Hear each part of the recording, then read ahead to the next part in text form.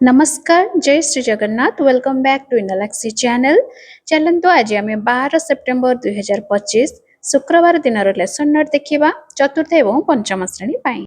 प्रथम पीरियड चतुर्थ श्रेणी विषय गणित प्रसंग संख्या मानकर जोग और वियोग करवा। मुख्य धारणा जोग कार्य एलो कोड M402 प्रत्याशित फलाफल जोग संपर्कित प्रश्नर समाधान करेंगे। शिक्षण कार्य प्रसंग आधारित कार्य करेंगे। शिक्षण सामग्री हेउची आबाकस संख्या कार्ड एवं प्लेस वैल्यू मैट। पंचम श्रेणी गुणनीयक और गुणितक मुख्य धारणा हेउची 1 रु 50 पर्यंत संख्यार गुणनीयक एलो कोड M504 1 रु 50 पर्यंत संख्यार गुणनीयक निर्णय करेंगे एवं प्रश्नर उत्तर देवे।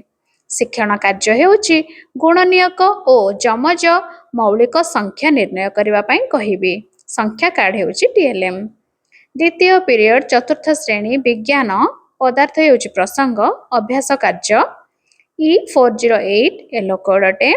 पिला माने अभ्यास कार्य करिवे। अभ्यास कार्य कराइबे। कार्यफल हेउची शिक्षण सामग्री। पंचम श्रेणी जंगल और मृत्तिका क्षय एवं जल प्रदूषण जंगल संरक्षण पर पदक्षेप हेउची मुख्य धारणा एलो कोड हेउची E513। जंगल संरक्षण पर सरकार तरफ निया जाउथिबा पदक्षेप गुड़िक जानिबे। शिक्षण कार्य जंगल संरक्षण पर सरकार तरफ निया जाउथिबा पदक्षेप गुड़िक आलोचना करिबे। चित्र हेउची शिक्षण सामग्री। तृतीय पीरियड चतुर्थ श्रेणी साहित्य सेमाने आम भाई भौणी अभ्यास कार्य OD416 हेउची एलो कोड। अभ्यास प्रश्नर उत्तर कहिबे और लिखिबे। अभ्यास कार्य कराइबे। पुस्तक हेउची शिक्षण सामग्री। पंचम श्रेणी साहित्य प्रसंग दुखी धन नीलमणि रे अभ्यास कार्य 1 2 एवं 3 नंबर एलो कोड हेउची OD514। अभ्यास प्रश्नर उत्तर आलोचना करी लिखिबे। अभ्यास प्रश्न आलोचना करिबे। पुस्तक हेउची शिक्षण सामग्री। तापर देखिबा चतुर्थ पीरियड चतुर्थ श्रेणी सामाजिक आम देश और आम राज्य अभ्यास कार्य एलो कोड हेउची E408। प्रत्याशित फलाफल अभ्यास प्रश्न आलोचना करी उत्तर लिखिबे। अभ्यास प्रश्न आलोचना करिवे। पंचम श्रेणी आम देशर प्राकृतिक संपद कृषि और शिल्प मृत्तिका संपद एलो कोड हेउची E513। पिला माने मृत्तिका आमर की काम रे लागे आलोचना करी लिखिबे।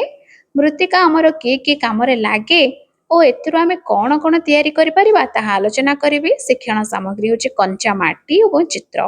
कंचा माटी रे विभिन्न खेलना तयारी करी पिला माननको मृत्तिका रे कोन सब जिंस आमे तयारी करि परिबा ताहारो धारणा देबे। पंचम period fourth class English Nick and Andy comprehension question एलो कोड हेउची EN404।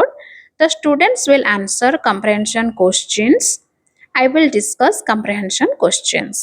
Fifth class morning in spring reciting L O code EN502। The students will recite the poem. I will recite and tell the students to recite with me. Sixth period fourth एवं fifth उभय class पाई English workbook नहीं fourth class पाई lesson 1 एवं fifth class पाई rain होची topic fill up worksheet. The students will fill up worksheet both fourth and fifth class student को पाई। शिक्षण कार्य मध्यम बोथ फोर्थ एवं फिफ्थ क्लास पाई I will fill up worksheet by the students workbook होची TLM।